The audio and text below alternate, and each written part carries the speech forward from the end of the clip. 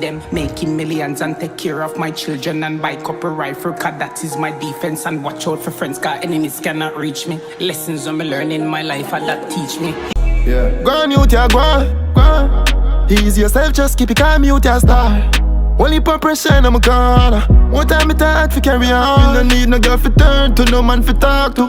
Feelings hurt on the journey so far. Wagwan Success family, this is Prezzi 7 artist Navar George Barton, otherwise known as Stero Don, was killed in Guyana. Stero was a 29-year-old Jamaican-born dancehall artist based in Guyana. Unfortunately, Stero was killed by his friends who also rep Prezzi 7 gang in Trinidad. Apparently, Stero was killed at his house in Greater Georgetown, South Sophia, a few days ago. The main suspect, a 37-year-old taxi driver from Sophia, is currently in custody, aiding the police with the investigation. Now, Stero's 19-year-old girlfriend recalled the night everything took place. She said they heard a knock at their bedroom door. Stero asked them to identify themselves, however, no response. When he saw the taxi driver and another man outside, he went outside to confront them, leading to a heated argument about money, and soon after she heard 2 gunshots. If you're new to the channel, welcome, and make sure to subscribe to get all our latest videos. Like this video so we can continue to drop more contents like this one. Now, I heard a different version of the story from what Stero's 19-year-old girlfriend said,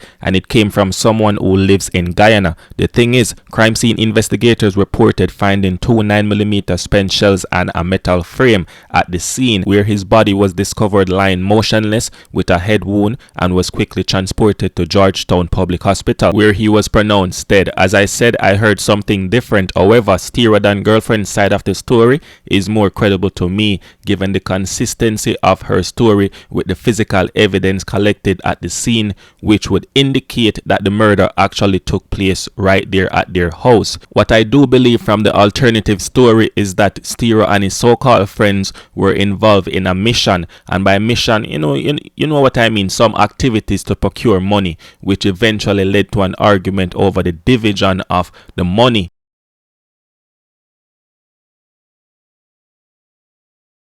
Bumbo class of meaning. A Prezzi on the place, you know that? If I'm not jump the boss, a Mets boss, bad bro. Fuck Prezzi, man. What? Fuck Prezzi, your feet head.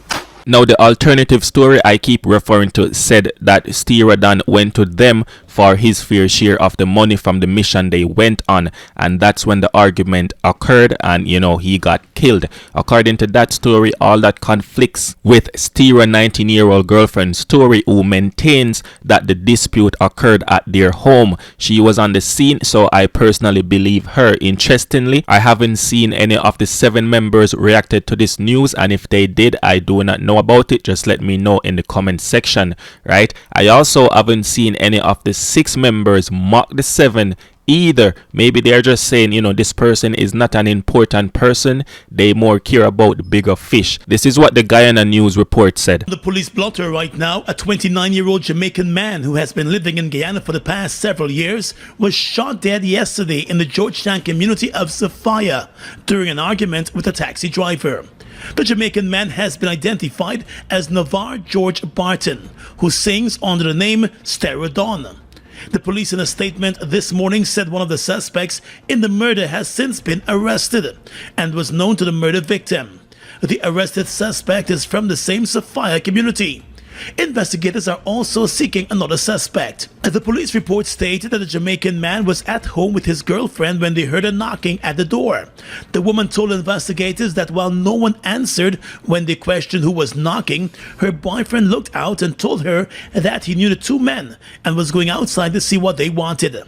The woman told investigators that shortly after her boyfriend stepped outside, she heard him and the 2 men arguing about money. And shortly thereafter, she heard 2 gunshots. The traumatized girlfriend told the investigators also that when she looked outside, she saw her boyfriend's body lying on the ground with blood rushing out from his head. She said she also saw the taxi driver and the other man running out of the yard. An alarm was raised and the injured man was taken to the Georgetown Hospital, where he was pronounced dead on arrival. Investigators said the 29-year-old man sustained a gunshot to his head. 2 9mm spent shells have since been recovered from the scene. A post-mortem examination is to be performed on the body. The police also reported that a number of persons in the area were questioned, leading to the arrest of the taxi driver.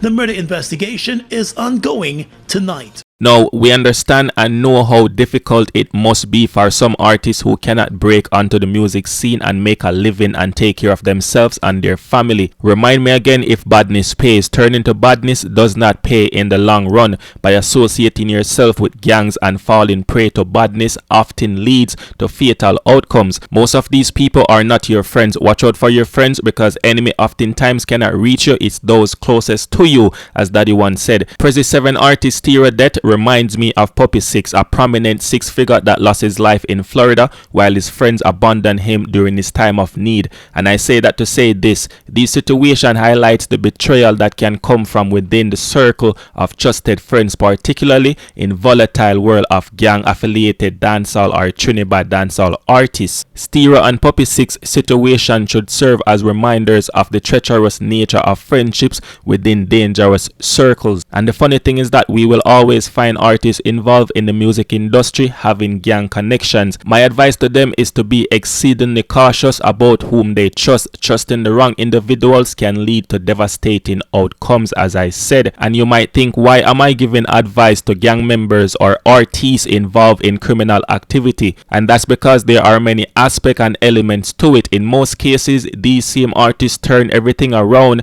with their influence and make a drastic change for the community or for the youths in badness and drive positive change. And we believe these things can happen, and I've witnessed this happen many times before, over and over and over again, and these youths are not lost. Things can change. The Trinidad government has no plans to cut social programs which rely on available revenue and aim to support those in need.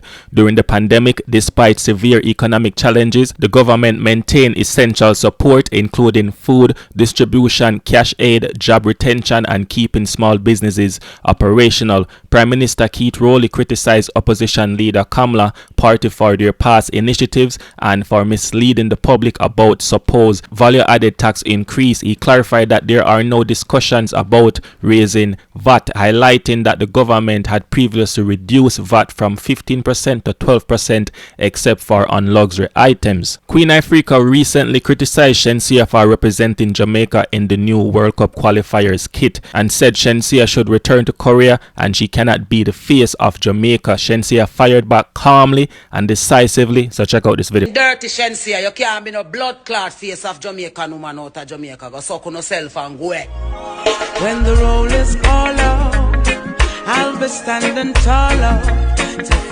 I personally do not see any issue with Shenseea being chosen. It's foolish how Jamaicans often support someone when they are successful but tear them down as they rise. This only proves and shows Jamaica is a culture of bad mind, jealousy, and battling with internal conflicts. Many Jamaicans have an individualistic mindset which sometimes changes but not all the time. Shenseea have faced significant challenges in her life despite her Korean descent. She wasn't wealthy and was raised by a single mother, sharing struggles just like many or any regular Jamaicans. You want to know what I think caused most of this? The lingering effects of post-traumatic slave syndrome are still evident in African Jamaicans. We need to do better than what we are doing right now. Alright, so that's the video for today. Comment the code word strong. Just let me know that you watched the video to the end. Thanks for the likes, thanks for the subscribe, thanks for the views, thanks for the comments. As always, I'm out.